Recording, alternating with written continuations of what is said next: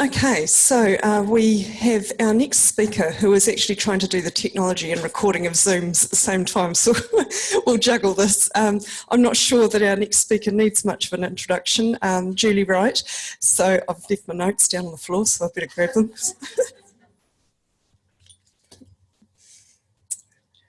Okay, so Julie's probably quite well known to a number of people in this room, but for those of us like myself who don't know you so well, Julie, I will give you a bit of an introduction. So Julie is the Systems Projects Coordinator at the University of Adelaide. She's been here for 5 years and she's implementing Alma and subsequent integrations, writing analytics reports and providing support and training of staff. You're also currently implementing Leganto and planning on the new Primo UIs. So just a few things to keep you busy there, Julie. You've got quite a bit of experience having worked with Ex Libris for 5.5 years here in Adelaide as the Director of Professional Services. And before that, you worked with Endeavour. So quite a lot of experience with library systems. So I'd like to welcome Julie, and we'll make sure we've got the recording happening. It is happening. It's all happening. You can have the microphone. Thanks.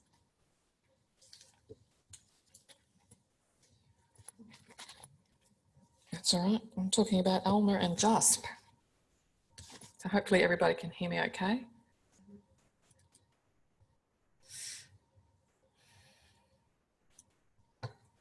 So that's the front of the reading room, in case you're interested. And it is a lovely building. So I'm sort of going to carry on pretty much from what Alexandra was talking about. First of all, I'll give you a little bit of background on where we've come from, our journey along the way, and then move on to what we're doing now and what our plans are for the future, hopefully. So basically, we really were starting with a just-in-case rather than a just-in-time delivery of the counter data. And we were using Alma. We're now using JUSP. So we were looking at, hey, can we use JUSP and Alma together? How? Why use both? So when we were doing the collection of the usage data just in case, we actually started collecting this data manually. So as Alexandra was mentioning, you can download the counter reports manually from the vendor sites. And then we were looking at these spreadsheets just by eyeballing them and trying to make decisions. You know, that was pretty difficult.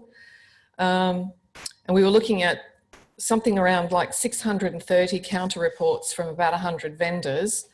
But because of that manual work, you don't look at all of them, right? You select the ones that you're really interested in reviewing. So it was very time intensive. At that point, we made a bit of a calculation and said that if it takes about 2 to 3 weeks to do that work for all the vendors, and we wanted to do it on a monthly basis, we would need one person full time just to be doing the downloading of the reports. And I felt that, you know, at that point we were making limited, what I call limited decisions. You know, you only were looking at specific vendors and specific reports. So then we said, okay, let's use what Ex Libris had another product called Usat that some people may know about. It came with the Verde product many years ago. So we started using that in February 2014. Some of the limitations were that the only reports that are harvested via sushi go in there. You can't manually upload. It was limited to just a few of those counter reports, and I've just listed them there. And the reports weren't available via analytics. They were actually using a report system called BERT, which was pretty clunky, and you couldn't do anything with it other than run the reports. It was better, but it still wasn't good. So then we were actually one of the early adopters and worked with, and still seem to be working with Ex Libris on this Basecamp thing that to try and get this usage data loader happening through Alma. They asked us if we would be on that group. So we started in August 2016, and we now have automatic harvesting via sushi, and we can upload manually. So that's been a step forward. many more counter reports, and ex-libris have continued to introduce support for more reports. I think they've still got a couple more to do. And the reports are available via analytics, which, you know, that's a new and improved way of doing things because it allows you much more flexibility. With Usat, they did actually get to the point of harvesting the data from Usat to Alma Analytics, but it was done on a weekly basis, which isn't bad really when it's usage statistics. You don't need to have it like up to the minute this second. But with going through Alma now, it's the daily part of the daily process of harvesting to analytics. But one of the things that we find still difficult with Alma is how do we monitor, how do we find out why a sushi harvest has stopped working? And that missing data report, we did work with ex-libris on that report, but it's got limitations, it's difficult to read, it's not reporting necessarily what you think it's reporting. So we still have to do this manual work to try and have a look to see why sushi harvesting has stopped, the switch for the vendors from HTTP to HTTPS. Okay, they don't tell you about that necessarily, it just stops working. One vendor just changed our requester ID, didn't tell us, stopped working. So you have to do a lot of investigation to find out what the problem is. And then, yeah, as Alexandra also said, some of the vendors are easy to work with, some not so much. So what we started looking at the end of last year was JUSP, which is the Journal Usage Statistics portal that is provided by JISC in the UK, but we actually have the subscription through Caval here in Australia. So they work with JISC, they provide the support for JUSP. So, and yeah, so we subscribed to JUSP at the start of this year, so it's fairly new for us. Only counter reports via sushi again, but that's okay. Not all vendors are counter reports. Reports are quite good and they're willing to not improve, but expand that report set for the Australian market, but we can't create our own at this point. But we're okay with that because what it does provide us with is a pretty good dashboard. I really like it. This does seem much more accurate than the other reports from ex-libris through Alma. And it's quite easy to run reports, so it's a fairly simple tool to use. So why both? Why would we use both? Well, JUSP gives quick, simple answers. Alma Analytics does require quite a bit of work. You really have to know what you're doing to create the reports, but it does provide complex analysis.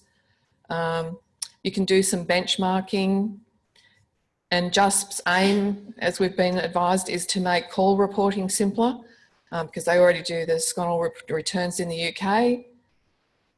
But probably the biggest advantage for us with using JUSP is that quality control of the data, and they work with the vendors, bring the vendors on board with sushi as they become available. They report through the dashboard if there's a problem. They follow up for all the customers using JUSP and say to this vendor, why isn't this working? So that relieves us of a lot of manual work. So that's the main benefit, I feel, for using JUSP. And yes, kind of back to the first point there, we can get simple, quick answers by using JUSP, and they do have the majority of the big vendors in there, so we can do that relatively simply. So then we thought, well, okay, so what do we do now? Because we've been harvesting all of these reports through Alma for quite some time, but now JUSP is doing some of those. So what do we do? So this is just one example where what we did, we had Edward Elgar Publishing, we're harvesting through Alma, and you can see we've now deactivated some of those, and we've created another sushi account that harvests the data from the JUSP sushi server. So they've got a sushi service, and they've got all the information on their website. You have to know what the requester ID is, what the customer ID is, and all those normal sorts of things. But we can do that. And we started to do that, and Edward Elgar Publishing works just fine. It will still report problems because it's harvesting. If it has a problem harvesting from the JUSP server, it will still report there could be an issue here. And we haven't really got into that to see what the problem is. But Ex Libris seems to be reporting where there's no data, or, yeah, and there may be no data because there weren't any problems with the licenses, or, you know, whatever the report is. And that's quite a valid response, but Alma treats it as an error. So I just wanted to mention in the last little bit here, we did find by doing this harvesting from the JUSP server, we had a couple of problems that we came up with. And basically the underlying problem is that unless the platform and the publisher match exactly, we end up with duplicate data in Alma Analytics. So I did write and got responses, and I don't expect you to read it all now, but it was, the first one was Bio1, where we switched to JR1 report, but the publisher for the JUSP data says it's Bio1, but with the data we're getting from the vendor, that publisher information varies. So the response is that in JUSP, Bio1 is treated as a single publisher. Quite, you know, I think it's a valid reason, regardless of imprints or sub-publishers, etc. So they just store it as Bio1. So that was one problem. And the second one is Wiley Online Library. So the publisher, when we get the data direct from Wiley, is always John Wiley and Sons, while from JUSP it says Wiley. So it won't match. So we ended up with duplicate data. I spent some time cleaning that up because I didn't realise that was going to happen. So that's where we're at right now. We're not doing any more harvesting from JUSP into Alma until we can work out what we need to do. If there is a solution, I don't even know. So I think we'll need to talk it through. We'll need to do further analysis. One thought that I had is that maybe we just delete everything for that particular publisher that we harvested, although that is a time-consuming process, and then just get it from JUSP, because JUSP does go back to like 2014, whereas Alma only ever harvests the last 12 months from when you start the sushi harvesting. So if I try to do it today and it's May and it says, no, it doesn't work, and it takes 3 months for the problem to be resolved, I'm not going to get 12 months from now. I'm going to get 12 months from July or August, whenever it is. So we've asked Ex Libris about that, why they can't get more. I mean, if JUSP can get it, why can't other people get it?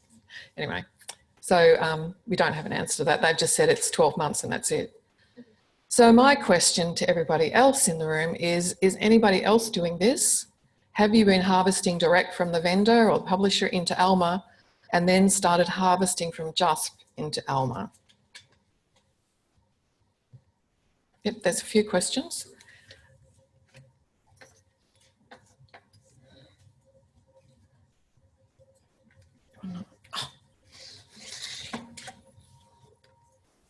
Hi, Julie. Linda Farrell. Firstly, thank you for all your work on the base camp. So at Monash, we went through the same process. As you know, we've started using JUSP a little bit earlier. So we are also at this point harvesting from JUSP. And we've got the same issues. Okay. So I think... Sure, we're not the only ones. No. So we are thinking about deleting and getting everything from JUSP. And as you know, JUSP is far more stable than Alma. I don't know the change of the requester ID. We didn't know until JUSP let us know. So, you know, things like that, they pick up on problems far quicker. So we feel that it is more stable. Our big hope of Alma Analytics, of the counter statistic, was around cost per use, which is such a disappointment now with the packages and things that are not working, that we're anyway going through a manual process to analyze all our stuff. So we feel very positive about what JUSP is doing. And so yes, I actually just want to say we've got the same issues. Right, and you're thinking something along the same lines for going forward, because the only way I can see to know which ones will work and not duplicate is you have to look in JUSP to see what the platform and the publisher is, and then look in Alma to see what it is. And if they're the same, Then you've got harvest it and it's fine. And it overwrites basically what's already there, and it's exactly the same data. Thank you.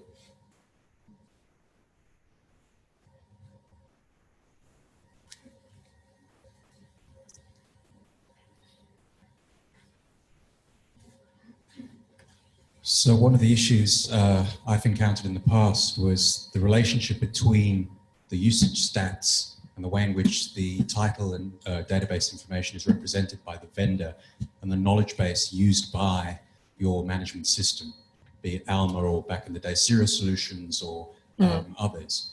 And that might be the root cause of some of this discrepancy, is that the way that there isn't a normalization schema yet that covers all the titles. And if there could be some platform agnostic neutral way of normalizing title information to an authority title that all vendors can use and knowledge bases can use, that might solve some of these problems, regulate some of these issues, and also provide something beyond just Alma and these commercial setups, but something like the global open knowledge base could be used to this effect. And that may even trigger better cost per use data as a consequence. I don't know.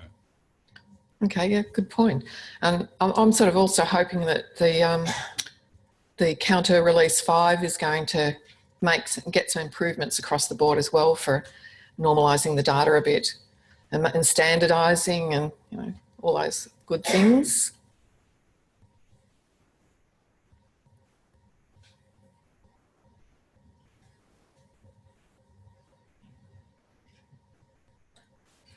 Okay. No one else? Thanks very much, Julie.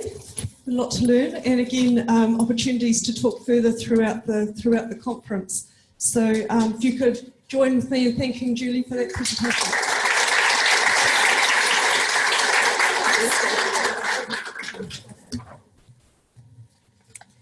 Oh, thank you very much. Nice.